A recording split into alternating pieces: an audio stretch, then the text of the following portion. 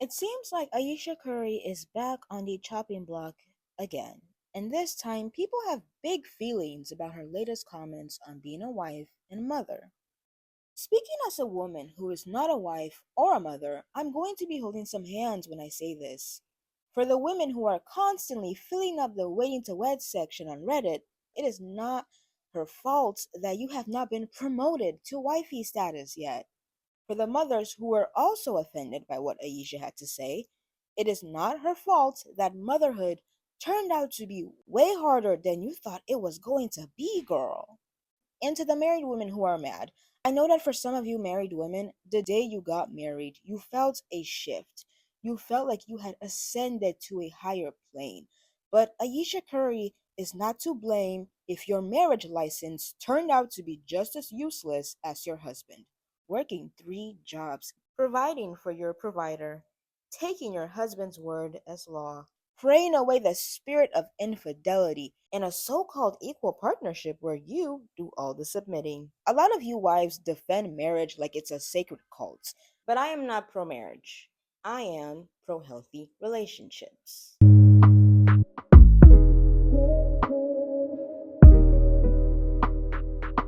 Women and straight men.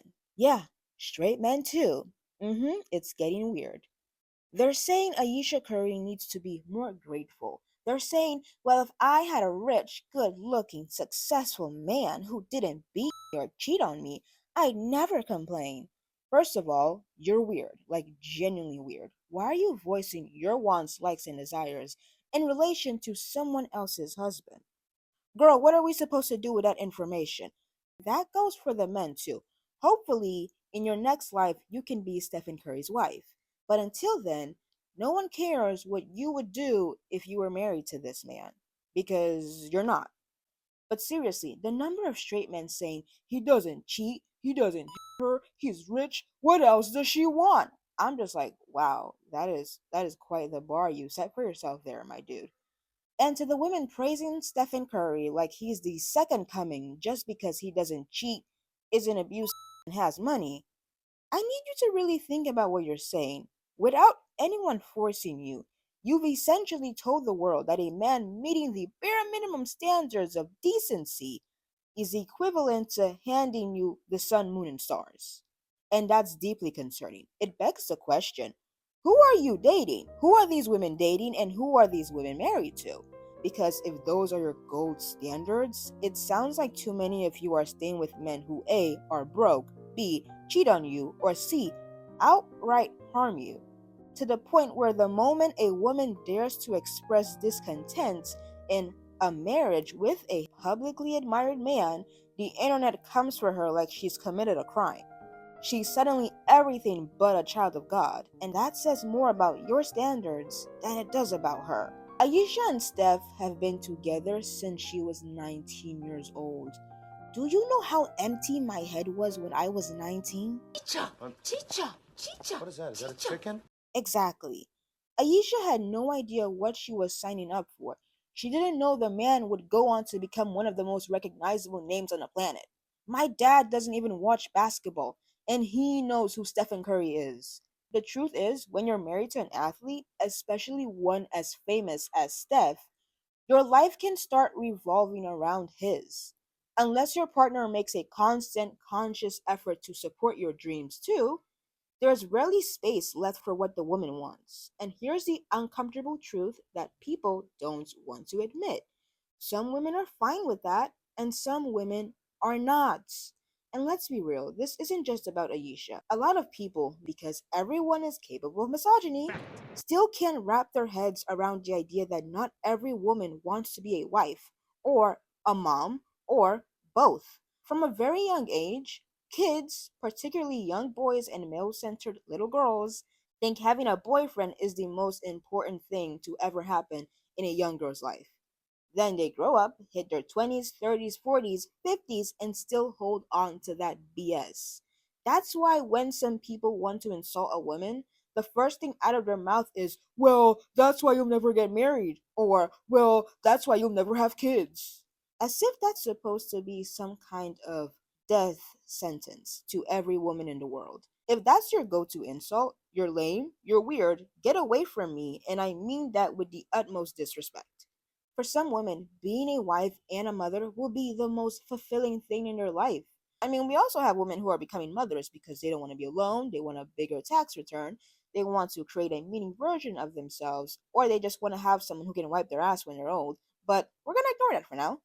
There are women who have always seen being a wife and a mother as one of the biggest accomplishments in their life, and they will genuinely be great at it, and they will be fulfilled. But there are also women who will never, ever want to be married or have children, and that's equally valid. Then there's a third group, the one people really struggle to understand. The women who do want to be wives and mothers, but also know that those roles will never completely fulfill them. No matter how, quote, great their partner is, they'll still crave something more: a career, a business, solo vacations, self care days, or just brunch with the girls. And I think that is where Ayesha Curry can be classified under.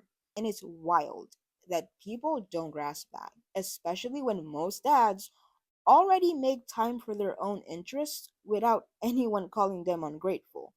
Outside of working and providing for their kids, which is the bare minimum, seeing as the kids are half of their responsibility, many dads still find time to play video games, go hiking, hang out with friends, even taking a nap every day.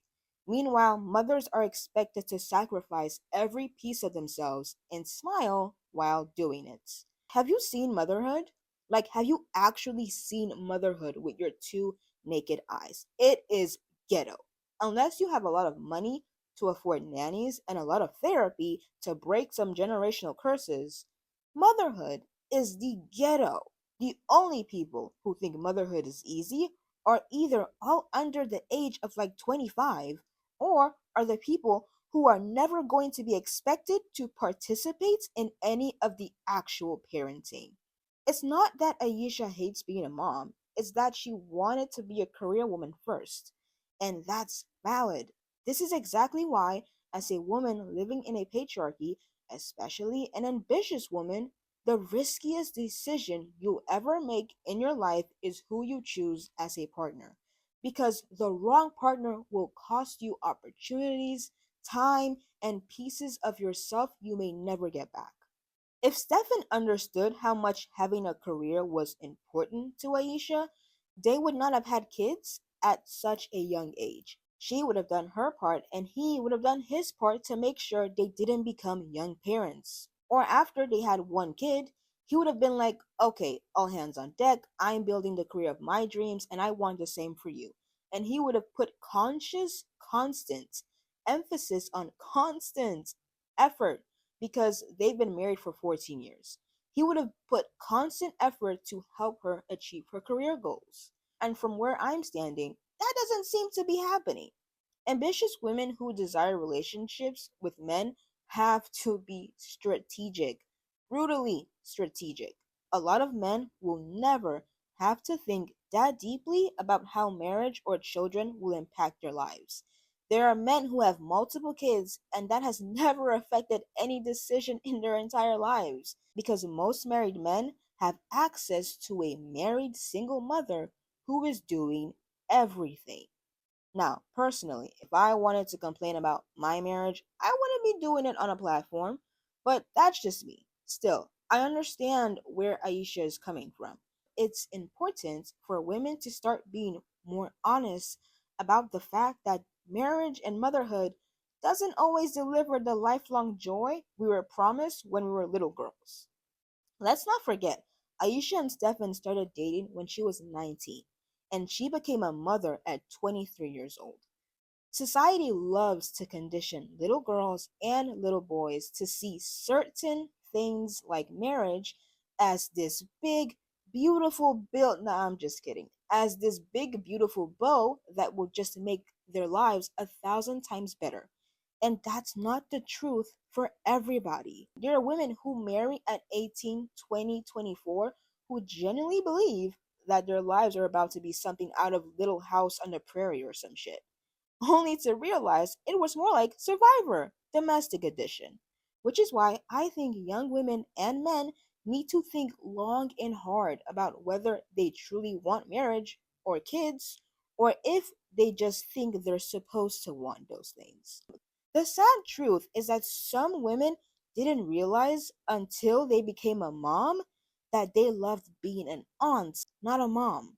That's why I am pleasantly surprised that in certain countries there are more women in their 30s and 40s having kids than girls in their teens. And I am so happy about that. I never thought I'd ever see the day, like, unless it was caused by some kind of new disease spreading through the air that only affects women.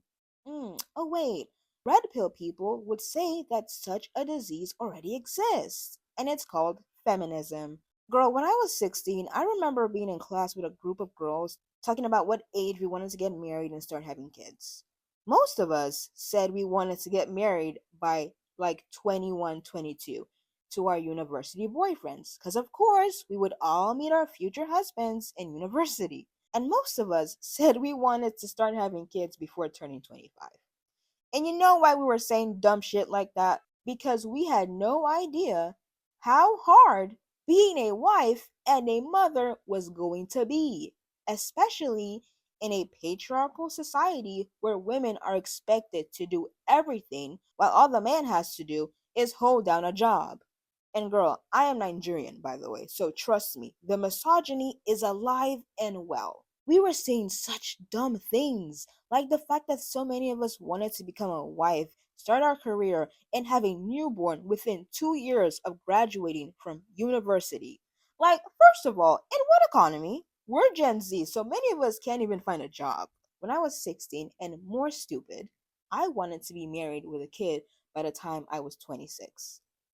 And when I turned 19, I was like, girl, that is 7 years from now. So I moved the age. I said, okay, I want to be married with a kid at 29.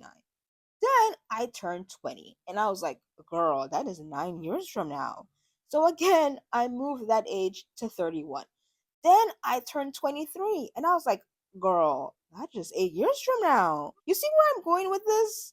I went from wanting to be married at 26 and wanting four kids to now wanting just one kid in my late 30s, or possibly not even having children at all. That's called evolving and changing as an individual. My wants and needs have changed from when I was 16 to now that I'm 23. And that's why I stressed the fact that Aisha was 19 when her and Stefan started dating. Like, bruh, again, do you know any idea how empty my head was when I was 19? At all. But the real petty reason why I fully support Aisha's right to say that she doesn't always feel fulfilled is because men do it all the time. This is the For Women's Rights and For Women's Wrong show. If it's legal and men do it, I see no problem with a woman doing the same. But yeah, men complain about being unfulfilled all the time. On TikTok, in church, at the doctor's office, in Walmart checkout lines, on random podcasts, even during school pickups. Married dads are constantly talking about how they're not happy or fulfilled. And a lot of times, these men have wives who are doing everything for them. She's working herself to the bone, keeping the house together, cooking, cleaning, organizing, grocery shopping, planning birthdays, and somehow still finding time to look good while doing it all. And yet, these same men will say things like, I love Susan. She's amazing, don't get me wrong. But I wouldn't mind a pretty 20 something year old. I've also noticed a lot of these same men projecting their nonsense onto Aisha. The men who are accusing Aisha of wanting to leave Stefan so she can be a city girl are the kind of men who, within 1 year of being married, are going to bully their wives into an open marriage.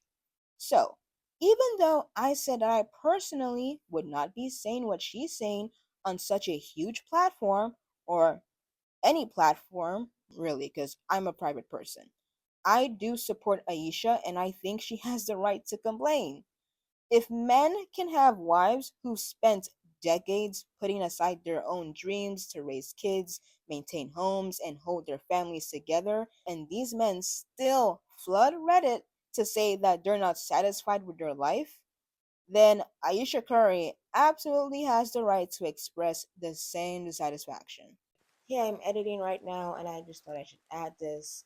It is important to note that I do not believe for even a second that Stephen Curry has made like some intense sacrifices during the span of their marriage. Like, think about the sacrifices that the average married mom makes for her children and her husband. I don't think Stephen was ever on that kind of energy. So, yeah.